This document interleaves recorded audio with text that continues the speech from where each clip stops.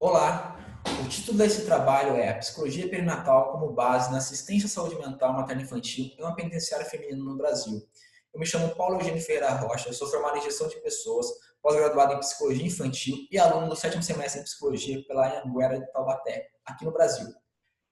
O presente trabalho, ele nasce da minha vivência como estagiário em psicologia numa penitenciária feminina localizada no interior do Brasil. Essa penitenciária, ela é reconhecida por ter sido a primeira da América Latina construída especificamente para mulheres. Para iniciar meu trabalho, eu vou começar falando sobre quais são os riscos da gestação do ponto de vista psicológico. Segundo a OMS, dentre os três grandes períodos que a mulher pode passar em seu ciclo vital, sendo eles puberdade, perinatal e climatério, é justamente no período perinatal onde ela está mais suscetível a transtornos psicológicos. Um estudo longitudinal realizado aqui no Brasil, com 340 gestantes, na faixa etária de 18 a 39 anos, demonstrou que 26,6% delas apresentavam sintomas referentes a transtornos mentais. E esse número é bastante expressivo, visto que elas não faziam parte do grupo de risco. Transtornos mentais, nesse período, já são considerados um problema de saúde pública, o que levou o Ministério da Saúde a incluir os transtornos mentais relacionados ao pós-parto na Agenda Nacional de Prioridades de Pesquisa em Saúde, lá em 2015. Agora, como é que se dá a gravidez no contexto prisional, né? As alterações da gravidez se somam ao já estabelecido conflito de estarem sob pena de privação de liberdade. Segundo o estudo apresentado por Militão e Pruno, muitas gestantes reclusas relatam sentirem medo de sofrerem abusos no tratamento que receberão durante o momento do parto. Ou seja, o momento do parto, por si só, já é uma angústia para as gestantes, sendo ela dentro ou fora do sistema prisional. Porém, no sistema prisional, eles têm essa angústia exacerbada porque as gestantes demonstram medo de sofrerem abusos parecidos com aqueles que sofreram quando foram presas ou que sofrem enquanto estão no sistema penitenciário. A garantia dos direitos da pessoa presa está prevista através da Lei 7.210 de 1984, que institui a Lei ALEP, que é a Lei de Execução Penal. A Lei número 11.942, de 28 de maio de 2009, passou a assegurar assistência médica às gestantes, mães e recém-nascidos. Ou seja, no Brasil, esses direitos são inalienáveis a esse público. A ansiedade está entre os principais problemas enfrentados durante a gravidez, podendo se potencializar diante de certas variáveis, por exemplo, a juventude da mãe e a baixa escolaridade da mesma. Ambas as particularidades, a juventude da mãe e a baixa escolaridade, têm o poder de afetar diretamente os quadros ansiógenos. Segundo dados divulgados pelo DEPEN, que é o Departamento Penitenciário Nacional, através do relatório temático sobre mulheres privadas de liberdade, em 2017, 65,66% das mulheres presas estão entre a faixa etária de 18 e 34 anos e 44,42% não concluíram o ensino fundamental. Junto com a ansiedade, há também a depressão gestacional, considerada o transtorno mais frequente no período perinatal, com prevalência em torno de 22% em países em desenvolvimento. Ela se encontra atrelada por diversas causas, como história prévia de transtorno psiquiátrico, características sociodemográficas, como, por exemplo, baixa renda, ausência do companheiro ou falta de apoio do mesmo, gravidez indesejada, complicações obstétricas, tabagismo, alcoolismo, eventos estressores e a falta de apoio social. Baixa renda e falta de apoio social são características apontadas por diversos autores como pertencentes à maioria das mulheres encarceradas. Ainda assim, a gente pode imaginar que eventos estressores e a falta de apoio social, como é citado pela pesquisadora, e a falta do ausência do companheiro, são características já bem comuns nas penitenciárias, que a gente pode encontrar nos discursos dessas mulheres que estão encarceradas, né? Agora, onde que entra a psicologia perinatal aí? Como sabido, a psicologia é uma área muito extensa, né, com diversas ramificações, e uma delas é a área da psicologia perinatal.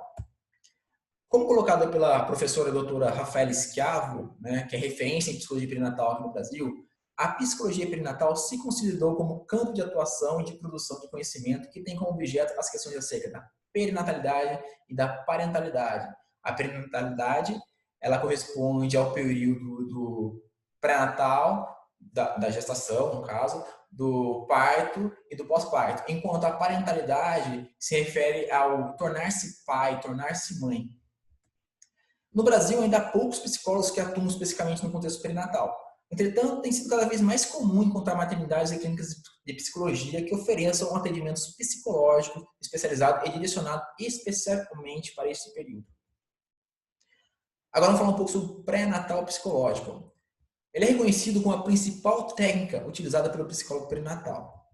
Auxilia o profissional a atuar na prevenção e detecção de transtornos do período perinatal. Ele pode ser customizado pelo profissional, e essa é uma das características que eu considero de maior valia dele, porque podendo ser customizado, facilmente customizado, ele se adapta a qualquer ambiente, então você pode aplicá-lo em qualquer contexto, bastando, é lógico, que o psicólogo, né, ele tenha conhecimento a respeito do contexto e a respeito da psicologia perinatal, das demandas desse período. A partir da análise dos dados levantados pelo pré-natal psicológico, podem ser detectados sintomas referentes a possíveis transtornos mentais, permitindo assim que seja elaborado pelo profissional um plano de intervenção mais assertivo e que atenda às exigências necessárias para o contorno do problema. Agora, como nós fizemos com o pré-natal psicológico, né, na penitenciária onde eu faço estágio? Após deliberações com a equipe de psicologia a respeito das demandas apresentadas pelas gestantes e mães que lá cumprem pena, foi desenvolvido um plano para a implementação de um pré-natal psicológico, personalizado, obviamente, que dialogasse com a realidade do sistema carcerário. Até então, nós nunca encontramos nenhuma referência a um pré-natal psicológico que tivesse sido aplicado no contexto prisional. Então, até então, o nosso é o primeiro. Como base no nosso pré-natal psicológico, a gente utilizou o caderno de investigação psicológica, desenvolvido pela doutora Rafaela Schiavo. Nosso pré-natal psicológico, ele tinha como centro, como forma de angariar informações, o questionário pré-natal psicológico, né, que foi desenvolvido como base da professora Rafaela. Ele era aplicado em diferentes trimestres da gravidez, uma vez a cada trimestre, né? Era gravidade. Para fazer o acompanhamento dessa gestante, a gente aplicava um questionário no primeiro trimestre, outro no segundo e outro no terceiro. A aplicação desse questionário, ele envolvia também o atendimento psicológico dessa gestante, né? O questionário, ele trazia as informações que a gente levantava, né? Trazia as informações que a gente identificava ali e, através dessas informações, nós fazíamos o atendimento individual com elas, né? Mais focado no atendimento terapêutico. Cada questionário num trimestre. E o que ele nos apresentou? O pré-natal psicológico passou a ser utilizado como forma de se investigar e compreender como essas mulheres veem sua condição de futura parturiente, qual o seu nível de aceitação acerca dessa gestação e suas crenças a respeito da maternidade. Informações essas que exercem um papel fundamental de ajudar o psicólogo a identificar sintomas que sugerem a existência de transtornos mentais. O poder exploratório do pré-natal psicológico se mostrou eficaz em fornecer à equipe de psicologia da unidade informações a respeito das maiores demandas das mães em determinados momentos. Tais demandas passaram a servir como diretrizes para se estabelecer novas intervenções, tanto individual quanto em grupo, né? O pré-natal psicológico nos dava quais eram as demandas ali que estavam mais latentes. Por exemplo, quando estava mais próximo de um parto, a gente percebia que, através do pré-natal psicológico, que as questões acerca dos diferentes tipos de parto, dos medos em relação ao parto, por exemplo, da cesárea, ou até mesmo da dor do parto normal, era muito frequente nas mães. Até mesmo naquelas em que a gestação ainda estava, que o parto ainda estava longe, que a gestação estava no início, né? Então, a gente identificava esse tipo e trazia essas discussões no grupo, né? Nós realizávamos grupos de gestantes e de mães lá e nós trazíamos em discussão em pauta aquilo que era apresentado pelo pré-natal psicológico.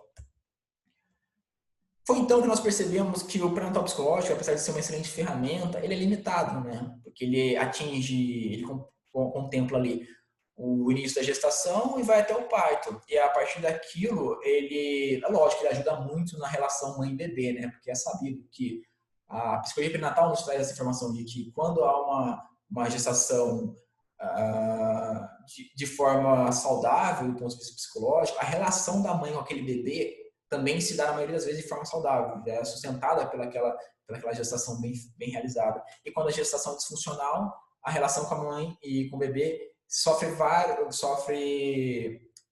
corre o risco de sofrer como posso dizer, um déficit, né? Então ela acaba se tornando disfuncional, de certa forma. Corre o risco de se tornar, né? Isso não é uma regra. Então, tendo isso em mente, a gente viu que o pré-natal psicológico deixava essa lacuna.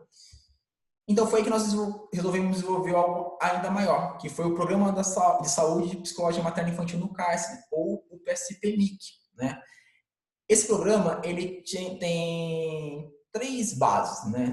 Ele é alicerçado em 3 pilares. O primeiro é o pré-natal psicológico, que eu já expliquei. O segundo é o grupo de mães gestantes, que já existia antes, né, do pré-natal psicológico, porém passou a ser mais direcionado, mais focado em demandas específicas, pois o pré-natal psicológico trazia mais especificamente o que poderia ser aplicado ali. E o terceiro, e o que está em construção ainda, que nós estamos ainda desenvolvendo para aplicar, é a avaliação do desenvolvimento e intervenção com bebês, né? Que aí nesse ponto ele extrapolaria ou até o ponto em que o pré-natal psicológico chegava. E essa avaliação ela será feita através das escalas Bayley 3, né? O Bayley ele é um instrumento de investigação do desenvolvimento infantil, né? Ele é padrão ouro e é bastante conhecido na Europa, principalmente na Inglaterra e nos Estados Unidos também. Ele avalia várias áreas do desenvolvimento, por exemplo, o cognitivo, o linguístico, o motor, o socioemocional e o comportamento adaptativo. Por que foi escolhido o Bayley, né? Porque ele tem como população-alvo bebês e crianças pequenas, de 1 a 42 meses de idade, né? Que dá até 3 anos e meio. E como na penitenciária os bebês ficam com as mães até o 6º mês, então a gente precisava de um instrumento que contemplasse esses primeiros meses de vida da criança. E o Bayley faz isso muito bem. Como é um projeto ainda em desenvolvimento, e essa é uma pesquisa-ação, nós estamos participando de diversos eventos, né, diversos congressos, porque nossa ferramenta ainda está em desenvolvimento, esse programa ainda está em desenvolvimento. Então, a gente está trabalhando nele, está divulgando informações, está confrontando elas, para torná-lo cada vez melhor e mais eficaz, né, mais assertivo. Eu gostaria de agradecer a minha supervisora de estágio, a Ana Cristina Tomás, que sem ela nada disso seria possível. Desde o primeiro dia foi ela que me deu carta branca para poder pesquisar, para poder aplicar as coisas na penitenciária. Ana, muito obrigado. Gostaria de agradecer a Mirtes Kezubica de Abreu Ângelo, que é a coordenadora do curso de Psicologia da Anhanguera Taubaté, que sempre me apoiou muito. Muito obrigado, professora. A Ellen Pereira Lara, que é mestre e pesquisadora do Sistema Prisional Paulista. Obrigada, Ellen. A Ana Elisa Siqueira Silva, que é estagiária de psicologia e que me ajudou no layout inteiro do questionário a lei do pré-natal psicológico. Obrigado, Ana. E, é claro, a equipe do CIGEP, que desde o início sempre respondeu todas as minhas dúvidas, ajudou a mitigar os meus anseios, foi muito prestativos em responder rápido as minhas perguntas. Obrigado, equipe. É um prazer estar aqui com vocês.